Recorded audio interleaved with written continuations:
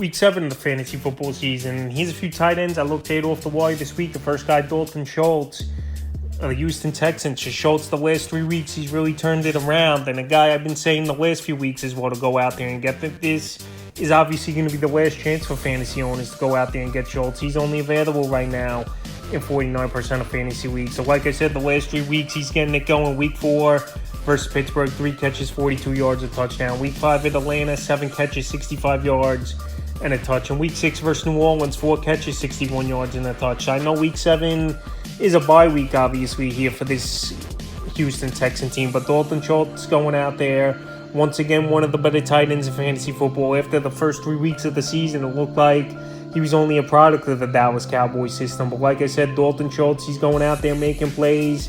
Bye week coming up might actually be dropped in a couple percent of fantasy leagues where teams got to fill in needs with the bye. So right now, while he's playing good football and he's been the rookie quarterback's best friend, is Dalton Schultz for CJ Stroud.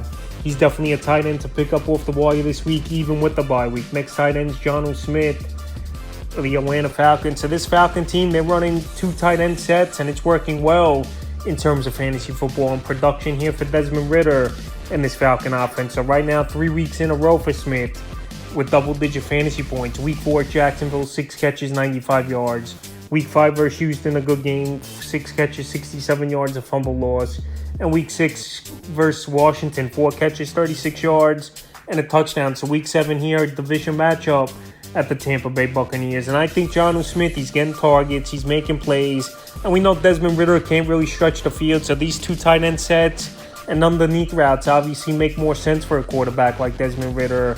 And like I said, Jonnu Smith's definitely had great value this season, and he's available still in tons of fantasy leagues, even though that number definitely is going to go up in 81% of leagues this week. The next tight end's Michael Mayer of the Vegas Raiders. So Mayer, he's been a decent tight end so far in his rookie season, but the last couple weeks he's starting to get more targets and more balls his way. Week 5 versus Green Bay, 2 catches, 39 yards.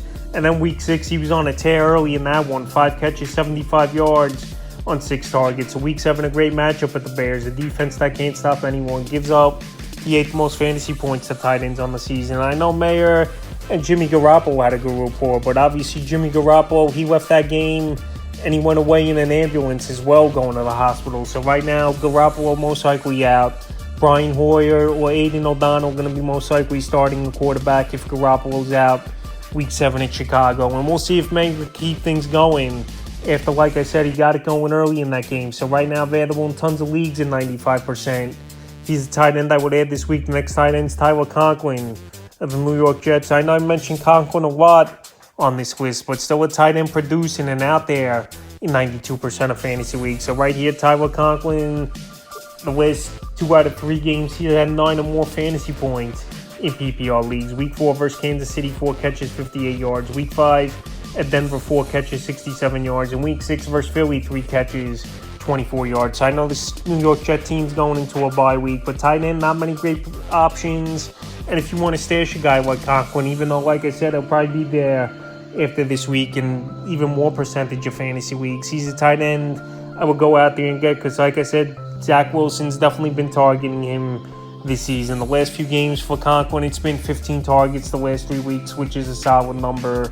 And he's the number 2 option in that pass game, I believe, behind Garrett Wilson. So right now, Jets going on bye.